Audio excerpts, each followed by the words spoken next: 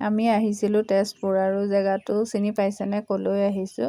বিশেষ এটা কামত আহিছিলোঁ আৰু তাকে আপোনালোকক অকণ ভিডিঅ' কৰি সাঁচি ৰাখিলোঁ। জেগাটো বৰ ধুনীয়া আৰু বহুত পৰিৱেশটো ভালো লাগে আৰু বিশেষ কাম বাৰু, সেইকাৰণে অকণ ভিডিঅ' কৰি ৰাখিলোঁ। আৰু এয়া আহি পালোহি আৰু আমাৰ কামখিনি চব চিজিল কৰি দিয়া হ'ল আৰু এতিয়া আমি অকণ সময় বহিছোঁ। মাৰ মাথাৰ যিহেতু বিষ আছিলে, সেইকাৰণে মাক হস্পিটাল লৈ আহিলোঁ, দৰিকা হস্পিটাল। আৰু তাত থৈ পেলাই আমি এই ল'ৰাৰ আমাৰ অলপ দাঁতৰ প্ৰব্লেম আছিলে, তাকো আকৌ বেলেগ এখন হস্পিটাললৈ আমি লৈ আহিলোঁ। নৱদল শৰ্মা দাঁতৰ বিশেষজ্ঞ, বহুত ভাল আৰু তেখেত। ময়ো তাতেই আগতে দেখাইছিলোঁ। দাঁতৰ কিবা কমপ্লেইন হ'লে আপোনালোকে তালৈ লৈ যাব পাৰে।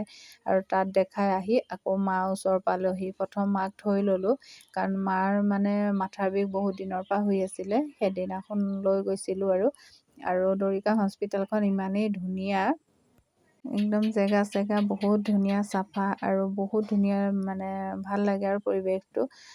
বহুত দূৰৰ ডক্তৰ আহে আৰু আগতেও মই মোৰ মানে মাক তাত ট্ৰিটমেণ্ট কৰিছিলোঁ। ট্ৰিটমেণ্ট কৰাৰ পৰা বহুত ভাল পাইছে তাত আৰু এইবাৰো সেইকাৰণে লৈ গৈছোঁ। যিগৰাকী বাইদেৱে মানে সেই হস্পিটালখন খুলিছে, তেখেতো মানে আগতে আমাৰ মায়ে বহুতবাৰ তেখেতক দেখুৱাইছে আৰু তেখেতে এইবাৰ এখন দৰিকা হস্পিটালখন খুলিছে।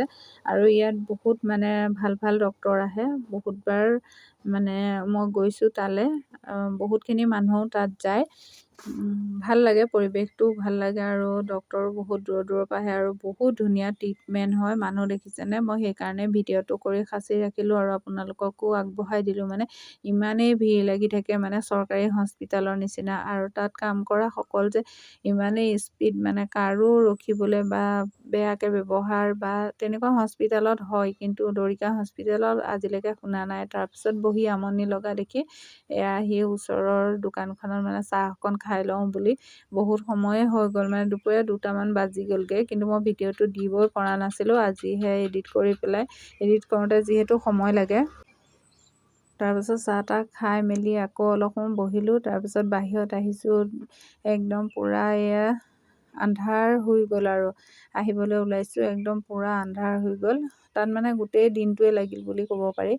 আৰু এতিয়া অহা সময় মানে চাওকচোন, একদম পূৰা আন্ধাৰ হৈ গৈছে আৰু গোটেই দিনটো মানে ৰাতিপুৱা 12টামানতে গৈছোঁ। তেতিয়াৰ পৰা মানে গোটেই কামখিনি কৰি মেলি লৈ একদম পূৰা মানে কাম শেষ কৰি আকৌ ডক্তৰক দেখুৱাই কৰি আহিছোঁ। ইমান ধুনীয়া ট্ৰিটমেণ্ট, মানে মায়ে য'ত ত'ত কৰি আছিলে কিন্তু ভাল পোৱা নাছিলে। এইবাৰ বাৰু সেইটো 2দিনমান হ'ল মই ভিডিঅ'টো দিয়া। এতিয়া মানে সুধিছোঁ আৰু এতিয়া ভাল পাইছে, বহুতখিনিয়ে ভাল পাইছে এতিয়া।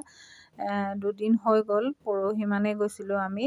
আৰু ভিডিঅ'টো মানে আজিহে দিবলৈ সময় পালোঁ আৰু তাত দেখুৱাই পেলাই এয়া আহি আছোঁ গাড়ীত। আমিখিনি একদম পূৰা আন্ধাৰ হৈ গ'ল, ৰাতি মানে 7টামান বাজি গ'ল আৰু সেইকাৰণে ভিডিঅ'টো এডিট কৰি দিয়া নহ'ল। আৰু কালিও মই তেনেকৈ সময় নাপালোঁ, আজিহে মানে সময় পাইছোঁ আৰু ভিডিঅ'টো এডিট কৰি দিলোঁ। আৰু কাৰোবাৰ তেনেকুৱা বেমাৰী থাকিলে আপোনালোকে দৰিকা হস্পিটাললৈ নিব, বহুত ধুনীয়া ট্ৰিটমেণ্ট মানে, আৰু ব্যৱহাৰ পাতিও বহুত ধুনীয়া আৰু পইচাটোও ইমান নালাগে বাৰু। মানুহে এনেই ভয়তে কয়হে মানে।